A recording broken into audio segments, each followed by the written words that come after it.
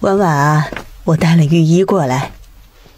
李大夫啊，你赶紧看看我这女儿，我看中午她吃的很少，你给她瞧瞧是不是路上吃坏东西了。有劳大夫了。苏婉婉伸出了手，那李御医也没客气，都没有那么讲究，直接号脉。郡主，这是喜脉，没什么大碍。大夫，我先前患有严重的宫寒，一直都在吃药，1个月前还在吃，这对胎儿没有影响吧？脉象稳定，已经断药月余，没有问题，好好养着就可以。谢谢李御医了，快！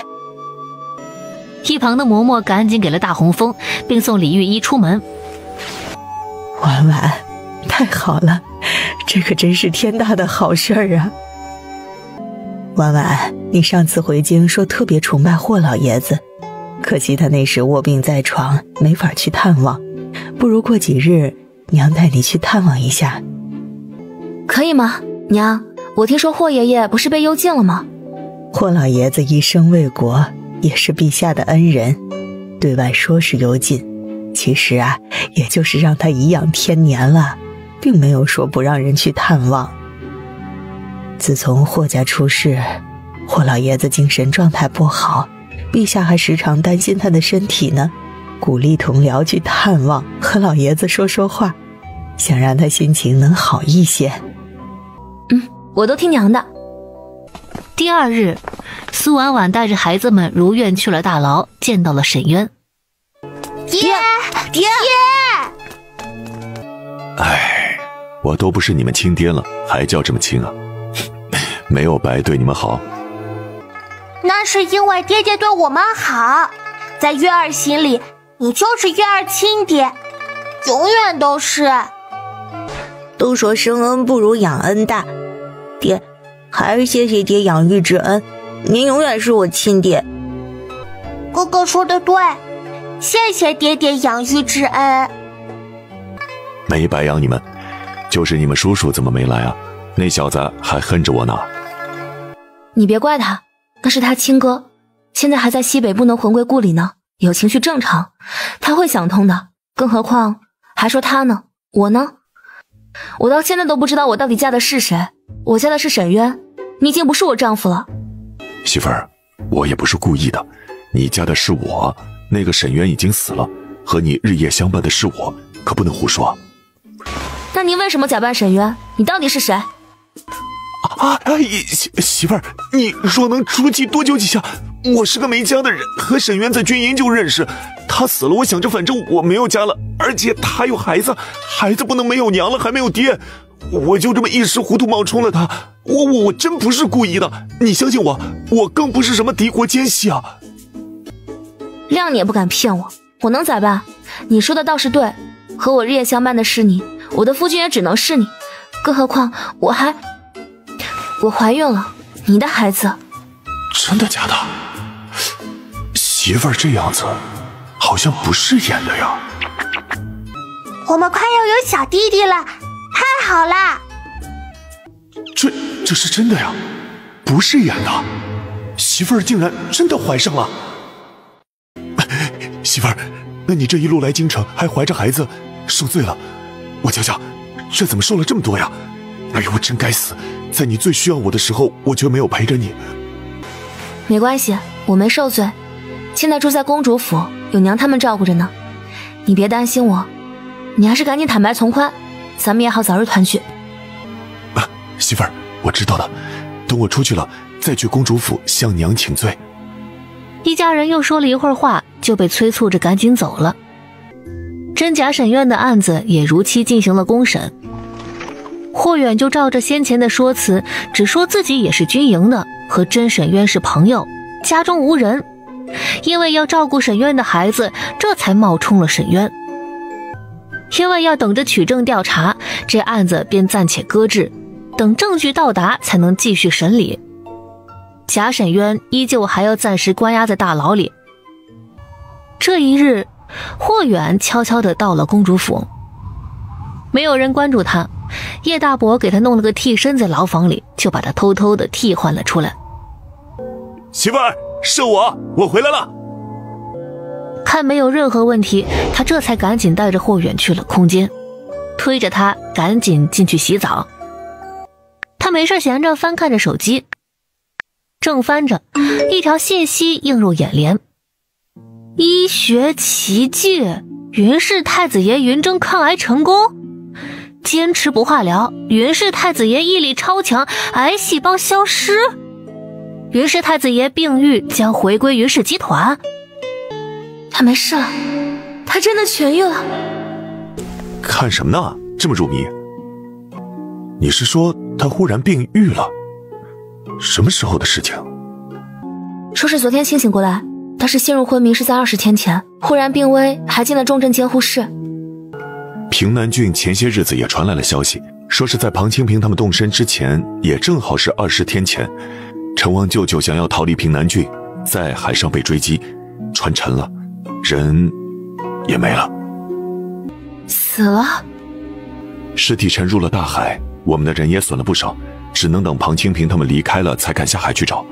后来也只找到了他的2个心腹，救活了一个，另一个也死了，其余的尸体怕是早就不知道被风浪吹到了哪里。婉婉，对不起，我们的人没能护得住他。不怪你，这都是命。你也说了，你们的人也损了不少，只怪那庞清平。不对，他会不会在这里啊？这上面的人到底是哪个云峥啊？他知道媳妇儿的意思，他是想说成王舅舅穿越到了现代云峥的身上。我不知道，但是我总感觉他们2个是有关联的，不然怎么会那么凑巧？同一个时间，一个沉船遇难，一个病危，而且上次现代的云峥还告诉我，他做的梦和古代的云峥经历一模一样。不要想了，明日可以打电话问一问，如果你想去探望一下也是可以的，我陪你。苏婉婉想了想，也对，霍远悄悄地出来，自然是不能让别人瞧见的，所以第2日，霍远就扮成了护卫，守护在了苏婉婉身边。苏婉婉第2日还没有和云峥联系，谁知那云峥竟然先打了电话过来。婉婉，是我。石舅舅？不，我是你云哥，但是我也是你石舅舅。这啥情况啊？我们是一个人。苏婉婉，以前我不信这些，但是我现在信了。那个给我批命的慧宗大师圆寂了，他给我留下了一句话：7魂归位，6魄合一。我知道你所在那个时代的事情，也知道现代的事情，我们就是同一个人。当然，如果你想喊我舅舅，我求之不得。恭喜你，你只要不嫌喊得老，我可以叫你舅舅。失策了呀，哥变舅舅确实有点不妥。我哪里来这么大的外甥女？谢谢，我很满意现在这个结果，我也更乐意留在这个时代生活，做现代的云峥。对了，给你打电话是要告诉你一声，庞清平他们要造反，算时间，他们已经快到京城了吧？你赶紧去找陛下，提前做好准备，怕是有硬仗要打。如果需要什么，我这边可以帮忙，哪怕是枪支弹药，我也可以想办法弄来。好吧，苏婉婉现在相信这2人本就是同一个人了。云峥这才醒来不到2天，竟然已经知道了枪支弹药了，接受度这么高，这么快。若真的只是单纯的舅舅穿越到了现代，应该不会这么快就适应。只能说2个人合2为1，已经彻底的成为一个人了。舅舅，你别担心，放心吧，陛下和大伯他们都知道，也部署好了一切，枪支弹药也用不到。你安心休息，好好享受如今的生活。也是，沈渊的手早就伸到了平南郡，应该是早有预判的，而且他还救走了赵嬷嬷，看来云逸的身份已经确认了，我也就安心了，只是还有最后一点疑虑，不知我那外甥女婿真实身份到底是？他是霍远，所以舅舅、云哥，这都是戏，你就彻底放心吧。等过了年，这边也会一切风平浪静，届时我再回去看你。好，有什么需要帮忙的就打电话。我去享受我的人生了，有缘再见。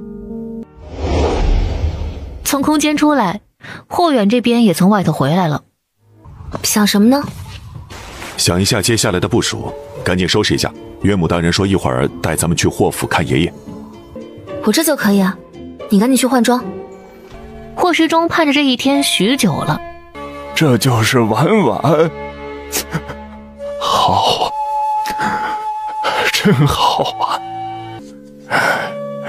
这是爷爷给你的见面礼，好孩子，快收着。谢谢爷爷。不孝孙儿叩拜祖父。哎呀，你小子这长得挺像回事儿啊！爷爷我差点都没认出来。老爷子，您就放心吧，这一对孩子啊，现在好得很，过不了多久，霍远就能恢复身份，光明正大的回霍家了。啊，对对，你们快坐。爷爷，你要保重身体。等来年春天，爷爷若是不想待在京城，我和婉婉就带您回大柳树村，我们在那里盖了大房子，那里民风淳朴，您一定会喜欢的。霍远说的对，爷爷，你一定要保护好身体啊！大柳树村可美了，那房子也是我和霍远亲自设计的，等春天应该就能住人了。到时候我带你去看漫山的油菜花，带你去后山摘果子。好，我知道的。我听你们叶大伯说过，那油菜花啊，美的呢。爷爷我羡慕的不行，就盼着呀，能亲眼去看看。老爷子，您看孩子们多有孝心呐，盼着您好呢。你可得好好保重身体啊，到时候住在村里，不仅有美景，还有重孙子抱，美着呢。是，爷爷，您快要做曾祖父了，其实您还要教他练剑，身体不好可不行啊。好，好啊，我总算能对得起列祖列宗了。几个人也没有说太久，这次来主要就是让老爷子开心开心。接下来的日子，霍远就和叶家的男人们一起去部署京城这边的事情，暗中也去见了陛下一次，直接把云逸的身份给挑明了。唐清平回京这几天倒是也安分，甚至都没有去拜访任何官员，一切好像都很平静。眼看着朝会要开始，庞荣终于见到了云贤。不说别的，你们这关系若是被我爆出去，那都是死罪。所以现在我们三人是一根身上的蚂蚱。父亲，明日就要上朝了，该怎么做你应该清楚。所有的一切都准备好，京城北门有1万人马，南城门同样也有1万人马，京城兵力只有不到6000，鹿死谁手可见一斑。我知道你们父子现在心无权势，只要过了这2日，我就放你们隐居山林。你们父子情深，以后想怎么过就怎么过，我绝不干涉。你要我怎么做？我要你明日在朝堂上诉说当今陛下身份有假，霍老爷子当年为江山社稷才保他上位，没人能证明他是流落在外的皇家人，但是霍家人却心里都清楚他就是个假的，所以他登基之后一直想除掉霍家，以绝后患。为此他残害忠良，忘恩负义，甚至矿山的事情也是他的阴谋，目的也是为了除掉霍家。事实上，那矿山是他手谕让霍向西开采的。这个父亲拿好，本来这朝堂之上对他身份持怀疑态度的人就不少，父亲只要这么做了，定然会引起一干老臣的激愤。到时南北城门开，我们的人马就可以打着为忠良霍家报仇的名义攻入城中，以父亲的威望登高一呼，群臣定然臣服。咱们这计划天衣无缝，甚至都没人敢说咱们是叛乱。苍天已死，皇室族灭，正血统，皇天另立，我们名正言顺。记住你今日的话，你也知道老子有威望，我能送你上去，即便你登上帝位，我同样也能把你拉下来。爹，你不用顾及我。你不用管，他说的也没错。我们走到这一步，已经无法回头了。你听着，到时趁乱就离开这里，永远不要回京，自此隐姓埋名过日子。这是我最后的要求。我不管现在你如何对他，明日等大军进城，你就放了他，任他天高海阔，我保证他从此再不会出现。我会让府内的阿丽和阿元跟着他，到时必须送他离开。收到消息，我才会按你计划行事。你不要再威胁我，大不了鱼死网破。你好好想想，没有我，或许你也可以带着大军直接攻入皇宫，但是你就是真正的乱臣贼子，而且你进入不了大殿，会很被动。好，明日一早，他必须和我们一起出门，我要亲眼看着阿丽和阿元带着他离开。进入大殿前，我还要看到他亲笔手书。那父亲又如何保证进了大殿就会按我所说去做？别想耍花招，我已经为他吃下毒药，等你说了那番话后，解药才会给他。父亲放心，那时候他应该已经在城外了，给了他解药，他就可以远走高飞。父亲不要再多说什么，这件事没有任何余地。你以为我不敢自己去做吗？虽然进不了大殿，但我也有的是方法，无非惨烈些罢了。这件事我是主导，你别想威胁我。翌日，3年一度的朝会开启，大殿之上，武安侯竟是忽然要上交兵权。武安侯身体有恙，朕自然不能强求。如今我朝人才辈出，武安侯戎马一生，自当安享晚年。陛下，臣还有事要说。武安侯忽然转身看向了众大臣。老臣今日得到一份手谕，上面竟是陛下的字迹还有印章。这手谕是陛下交给霍向西的，臣想请问陛下，是否有此事？陛下，当初是霍老爷子以一己之力扶您上位，可是明明矿山是你让霍向西去开采的，最后却以谋逆之罪将霍家满门抄斩，您这是为何？莫不是因为你身份存疑，想要杀人灭口？霍家上下满门忠烈，落得个如此下场，陛下何其狠毒！兔死狗烹的道理我们都懂，但是安上谋逆大罪论斩，这是何其的惨烈！陛下，你就不怕忠臣寒心吗？该不会真的是陛下做的？天呀，这太可怕了！那霍家对陛下多大的恩情啊！一派胡言，这手谕是假的，来人，把他拿下！乱血统，残忠良，陛下这是怕了吗？朕就是皇室血脉，不容置疑。至于霍家，朕没有做过，不然不会留下霍老爷子的命。朕行得正，坐得端。留着霍老爷子的命，那是陛下怕引起民怨吧？这也是为了控制军营里的霍家军，陛下就别再往自己脸上贴金了。有本事把霍老爷子送过来，当面对质。今日这是要变天了呀！我早就觉得陛下血统不正，他流落在外那么多年，谁知道是不是换了个人啊？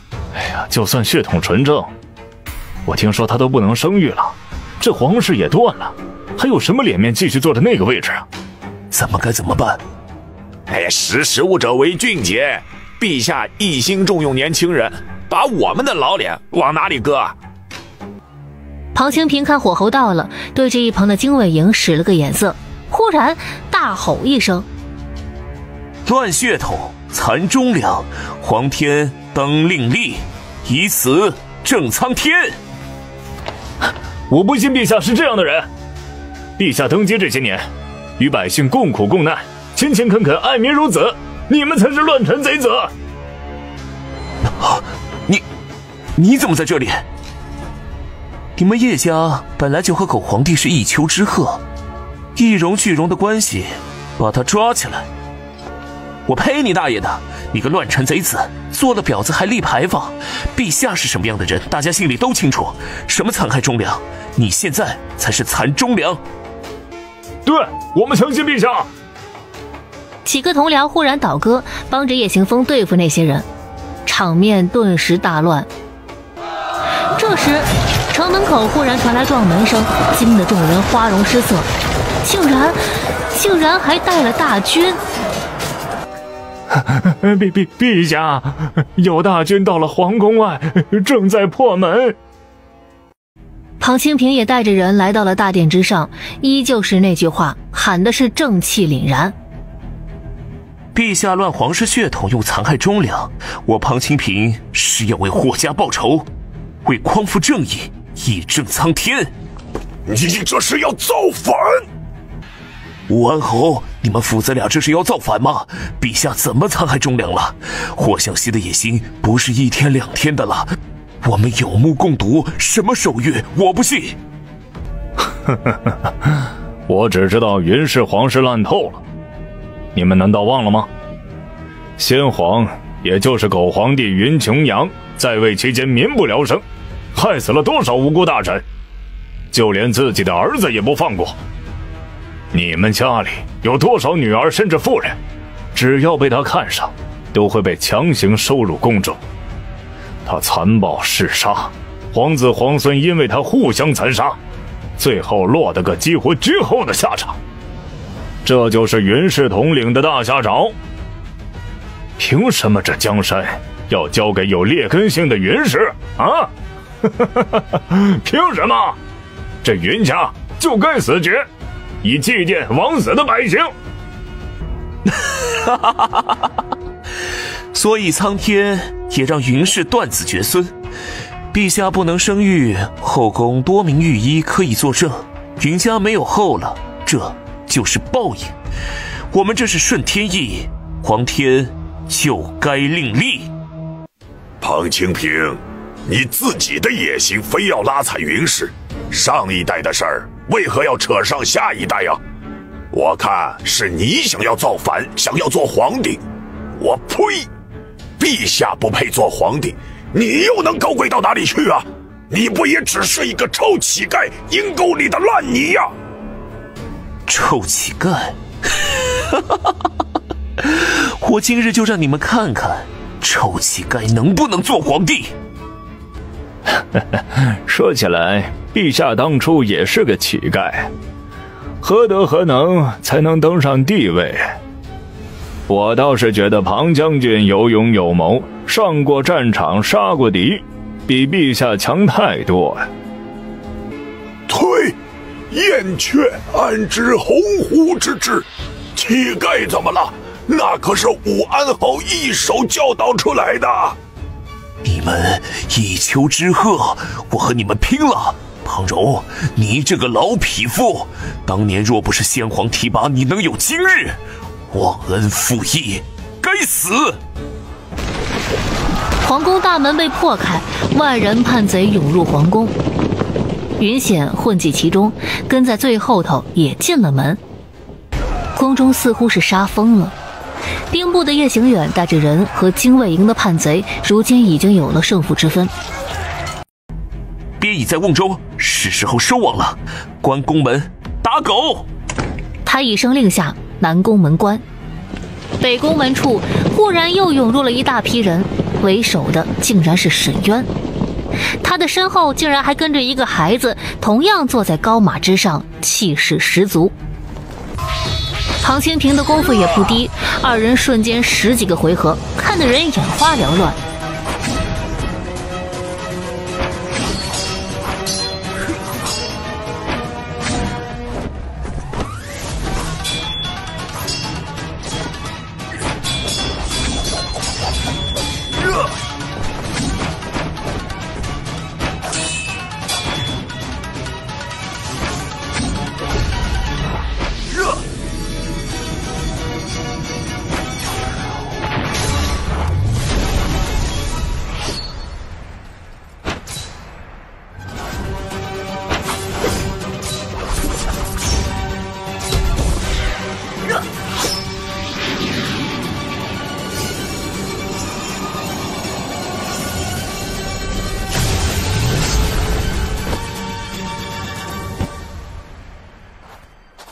这边，郑通也看到了老爷子，一个提气，脚下虎虎生风，直接踹到了那庞荣的脑门上。庞荣早就体力透支，这一脚直接把他踹飞了出去，只是身体还没有落地，便被一个人给抱住了，两个人一同滚往一旁。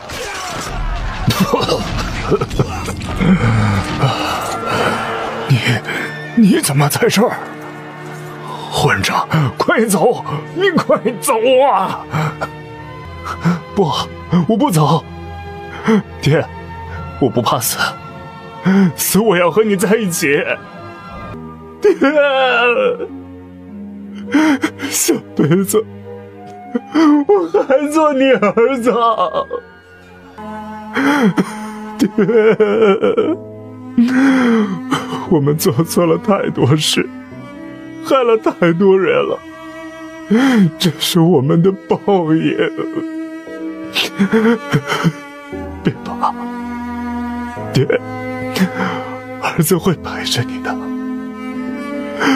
下辈子咱们做好人好不好？云显抬头看向了云逸，他们的距离很近，但是仿佛隔了千山万水一般。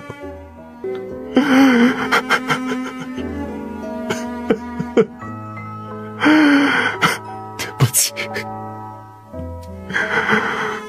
不能在一起玩了。说完，他手中不知何时竟然出现了一把匕首，义无反顾地刺向了自己的胸口。从他回头的那一刻起，他就没有想着要活着。八舅老爷，是我害了你啊，仙儿，不要！你让我怎么向你娘交代呀？仙儿，我的仙儿。爹，我不怪你，咱们下辈子见。等到庞荣的眼睛合上，他也才缓缓地闭上了眼睛，但是双手还抱着自己的父亲，死也不撒手。这时，那边的霍远也一刀劈断了庞清平的胳膊。见头领都被擒获，其他叛贼纷纷放下武器，跪了下去投降。你是沈渊？错了，我不是沈渊，不还是你揭露出来的吗？不，你不是在牢里吗？为什么？陛下为了打赢这场仗，竟然跟敌国奸细勾结，这假沈渊本来该在牢里，这样的陛下，谁还敢臣服他？他才不是什么帝国奸细，他是我大夏朝的战神，我们的英雄，霍老爷子的孙子，他就是霍远，我们的霍大将军。哈哈，霍大将军，他是霍大将军啊！对呀，我就说这是谁？怎么这么勇猛？原来是霍大将军呀！霍将军竟然没有死，真是太好了！怪不得能带领北境军救驾，不愧是大将军啊！陛下，幸不辱使命，叛贼已经全部落网，听候发落。庞清平关押入狱，判斩立决，诛九族，明日午时之行，这些倒戈的大臣视同叛贼处置，其余参与叛乱者交由兵部接手，暂时关押入狱，查清身份后处置。陛下，臣知错，这一人做事一人当，请饶恕我族人。陛下，他就算是霍元，也是霍家人，霍家人同样参与叛乱，凭什么他还可以活着，不能为我们留后？霍大将军虽是霍家人，但他养育太子，又护国有功，功大于过，封为安定侯，食俸禄1000担，赐良田1000亩。这就是皇长兄云玄章的儿子云翳。当年皇长兄受奸人迫害，带着云翳东躲西藏，逃到西北，把孩子交给了霍大将军，又制造出带着孩子去南方的假象，这才得以保全这个孩子。如今皇室凋零，云翳是先太子嫡孙，皇长孙嫡子，是先皇嫡曾孙，真正的皇室嫡脉血统。朕承蒙霍老爷子恩情，临危受命登上帝位，如今嫡脉归，朕本该退位让贤，但念及云翳年幼，现册封云翳为皇太子，待其弱冠之后继承大统。见大家都没吭声，云玄硕却是斜睨了一眼，沉声道：怎么，大家是怀疑太子的身份？趁今日众爱卿都在，那咱们就论一论太子的身份。来人，带赵嬷嬷觐见。赵嬷嬷被人从大殿外带了进来。是皇长孙身边的赵嬷嬷。赵嬷嬷手里拿着的就是霍元给她的包裹。她跪在了大殿的正中间，收回了情绪，字字清晰地说着当年在平南郡遇到皇长孙的事情，一字一句，闻者伤心落泪。陛下，众位大人，奴婢所言句句属实。皇长孙的尸骨就在平南郡，里面的小尸骨是奴婢放进去的，并不是真正的皇室血脉。真正的皇室血脉并没有死，他脚踩3星，出生的时候奴婢就在身边，亲眼所见。而且想必很多人都知道，先太子、先皇长孙父子2人脚下也都有这样的痣。云翳，把鞋子脱了，给大家看看。云翳也拿袖子抹了一把眼泪，往前走了一步，正色看着底下的众人，毫不犹豫地脱下了鞋袜。真的有3星，跟前太子脚下的一模一样。我以前见过前太子的脚。我没有见过，但是我听说，因为脚踩3星帝王像，先皇对太子就有些忌惮。嘘，过去的事就不要说了。既然3星都一样，那他就是先太子嫡孙呐。是啊，听说皇长孙出生时候也有这样3颗星，很多人都知道。这被褥是来到京城后霍将军给奴婢的，说是当时孩子身上裹着的，上面的图案是奴婢亲手所绣。奴婢可另绣一个，让绣娘看看针法是否一致。既然是霍大将军给的，我们都信。霍将军养育太子，功德无量。这件事本来就有迹可循，想要查明，只需去边关仔细查探，断然也能查出端倪。如今人证物证都在，太子身份确认无疑啊！臣等恭迎太子殿下回京。陛下圣明，恭迎太子殿下回京。而远在通许县，地牢里的霍向西在同一日没了气息。善后的事情很多，叶家的男人们依旧忙得见不到踪影，但叶家的女眷就清闲了。二婶儿，你们是不是早就知道了，就瞒着我们呢？这么一说，大妹和小妹嫁的不是同一个人啊。霍大将军可是头一次娶妻，娶的是小妹，真正的沈渊娶的是大妹。对，是这样。以前咱们还觉得小妹嫁给自己姐夫会不会委屈呢？原来小妹早就知道死沈渊不是真沈渊了吧？你们可别再说什么霍将军了，他现在已经不是将军了。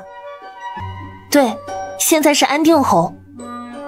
别人不知道，你们还不知道，那只是个封号而已，都是自家人，还是霍远就行。瞧我这喊习惯了，看来也得有阵子适应。别转移话题，快点说。行吧，和你们说，在我和他成婚那天，他就告诉我了，说他是第一次娶亲，不是真的沈渊，孩子也都不是他的，还说他是个将军。后来没过多久，他还告诉我了，他叫霍远。也就是说，我和文月第一次去大柳树村的时候，你就知道我要找的那个退役兵就是真沈渊，我要找的孩子就是月儿喽。猜到了，但是当时不好说，霍远的身份又不能暴露，也不知道你到底是要做什么的。咱们小妹是有福气的，这以后啊，有享不完的福了。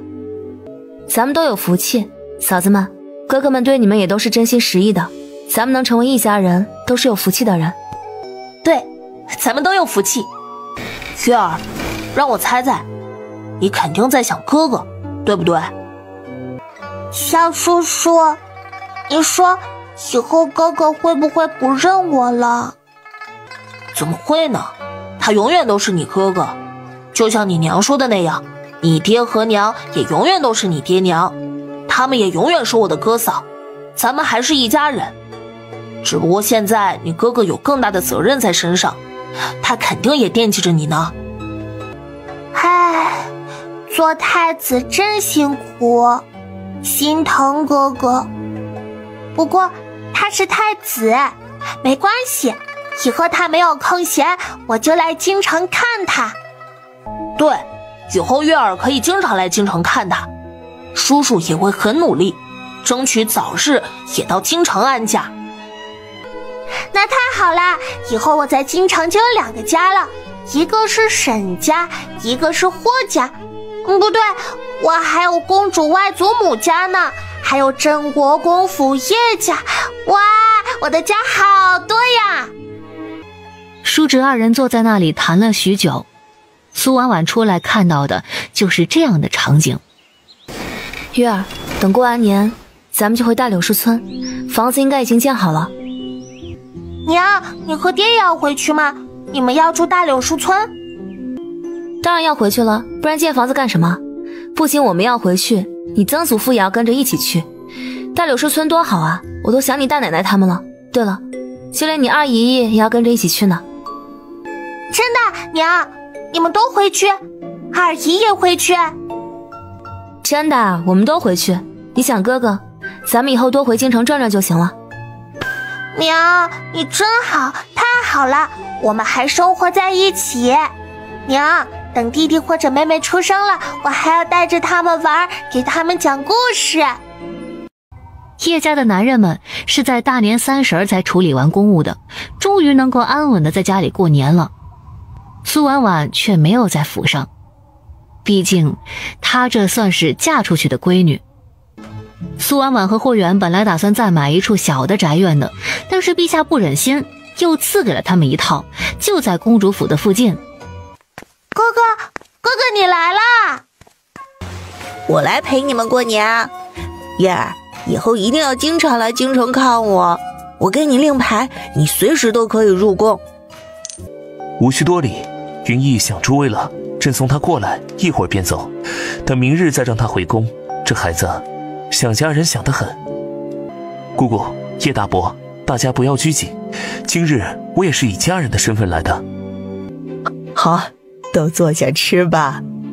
云冉出来圆场，云玄硕果然跟他说的一样，坐下来吃了没几口，就带着太监告辞了。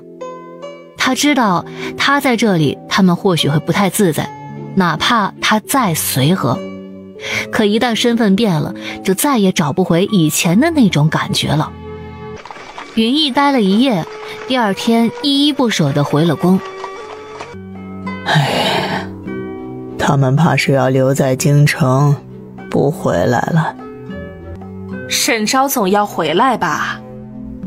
冯春云如今也是如梦初醒一般，怎么都没想到，老三家的那一家子几口人是个个身份显贵。他肯定是要回来的，不过郡主他们厚道，怕是要等年后才送他回来。那月儿呢？她是咱老沈家的孩子，那也是叶家的外孙女儿，月儿该不会也不回来了吧？三哥不是骗子呀，不是骗子就好。嗨，咱们吃饭吧，不管他们住在京城还是住在哪里，又不是见不到了。他们不回来，等以后咱们就去京城看他们，咋地？你们还担心他们不认咱们这穷亲戚啊？对，沈苏说的对，他们还在村里盖了庄子呢，肯定还会回来小住的，又不是见不到。现在家里都有了马车，去哪里不是也都很方便吗？孩子们想得通透，咱们这老家伙呀，就别操那么多心了。现在日子好了，哪里去不到啊？大哥大嫂，咱们以后有机会也到京城去转转。哎，说的是，咱们应该为他们高兴才对。咱们这大柳树村啊，住过一个大将军，一个郡主，还养了一个太子。说出去啊，不知道多少村子都羡慕呢。是，指不定以后啊，还能养出个举人老爷，咱沈昭肯定也会有出息的。此时的李正家里，柳大平正在给老祖宗端饺子，祖宗的牌位前放着肉和水果，很有排面。爹啊，你真不如我呀，我这辈子值了呀。等以后入土了，再和你好好说道说道。呸呸呸！大过年的说什么入土？快来吃饭了！霍远带着一家人回村是在过完元宵之后，路上行走了将近1个月，等回到村里已经是2月中旬了。大伯娘，我们这次回来可是很久都不会走了，大伯，你们可别嫌弃我们啊。是啊，亲家，咱们不用多礼，走，先回家。哎呀，成，哎呀，我也不多礼了，亲家怎么也跟着回来了呀？我这儿啊，天天盼着呢，没想到你们都回来了。哎呀，这可把我给高兴坏了。哎呀，大伯大伯娘，你可别客气啊，咱们不兴见礼，咱们先回家，回家再说。哎，不嫌弃，咋会嫌弃呢呀？我们巴不得呢。婉婉呐，我听说你这怀了身子，可得小心点啊。大伯娘也盼了好久了呢。是啊，大伯娘还是要伺候我月子，帮我带孩子呢，可还算数啊？算数啊，当然算数了。你生几个，大伯娘都帮你带。远哥，你小子喊得好。远哥，我可崇拜你了，没想到你竟然是我崇拜的英雄。不过无论你是谁，我都崇拜你，我也认可你是我哥，这弟弟我当定了，你可别不要我。认，只要你喊我一声哥，我就是你哥。一行人直接到了苏婉婉他们那边的小院。哎，这院子也太小了，你们今晚啊还是到庄子那边住，那边我和你们大伯娘早就收拾好了，家具都是按照你们的图纸，你们柳叔亲手打造的，被褥啊也都是新做的。谢谢大伯，庄子那边多亏您了。要不晚上直接去那边开火吧，这院子也有点小，人也太多了，现在还早呢，弄得也快。我去叫几个婆子，很快就能弄几桌菜来，作坊那边也都有现成的。是啊，远哥嫂子，你们都还没见过那庄子呢，正好去看看，若是缺了什么，明日咱们再去准备。大伯大伯娘，真是谢谢你们了。那行，今晚就去那边吧，我们先去看看，准备一下。那我去弄菜，沈素啊，你再去作坊那边把黄婶他们都叫上，有多余的菜什么的也都拿过来。哎，老头子，你带他们去庄子。等一行人来到新房子这边，一眼就瞧见了门头上大大的霍府2个字。别怪大伯自作主张，自从啊知道了你们的消息，我就琢磨着把这门头给改了。霍远，大伯托大，以后就叫你霍远。你已经恢复身份，这宅子也是你建的，就应该叫霍府，而不是沈府。霍世忠看着这门头，也是心情激荡。沈家大伯，你考虑的周到，谢谢你啊。大伯，是你考虑的周到，谢谢。大伯这样做是对的，大哥大嫂以后就是咱们真正的大柳树村的人了。众人看了一圈，叶静雪看得眼睛都直了。爷爷，你住在这里，我和霍远住在你前头那个院，月儿和我们住一个院子，住东边这处。沈昭不常在家，就住前面那进的正房。谢谢嫂子，只不过嫂子，我还是想回原来那个宅子住。嫂子大哥，你们听我说，我没有和你们生分，月儿想和你们一起住就住这里，那边的房子才是我家，其实也是大哥建的，就当大哥是送我的，我也不客气。莫不是大哥不想把那房子送给我？那个房子是在当初你父母分到的房子基础上重新盖的，那就是你沈昭的房子，是你的根，就是你的，不是我送的，明白吗？我理解你的想法，一切都随你，但是在我这里，我们永远也都是一家人，我还是你大哥。成了，哎呀，你瞧这孩子礼数快多了。走走走，咱们再去转转。对，沈昭这孩子啊，就是多礼，以后可不行这样了啊。走，咱们再去其他地方看看。那我以后在大柳树村就有2个家了。叔叔，你把我房间留着，我以后也会经常去住的，嘿嘿。晚上吃饭的时候，霍远和沈家大伯说了一声，准备过几日去西北把沈渊夫妻的尸骨给带回来，也好魂归故里。霍远就准备带着沈昭和沈素去。沈华一听不乐意了，他自然也是要去的，干脆就3兄弟一起和霍远去。大伯娘，沈素还没追到大红吗？嘿，成了，已经定下了，5月份的婚期。那让沈素留下来吧，我们这去西北虽然赶得快一些，5月初就能回来，但是以防万一，沈素还是留在家里成亲比较妥当。这样迎沈渊夫妻魂归故里，正好也在5月份回来，5月份再办喜事也不妥。记得当初选吉日啊，有好几个呢。我回头啊找大红他娘再商量一下，重新选个日子。对，这件事儿你们就不要操心了。沈素啊，你明天先和大红说一声，我和你娘也去他家里一趟。在新宅的第1夜就这么过去了，他们准备3日后出发。这第2日要宴请村里吃新房宴。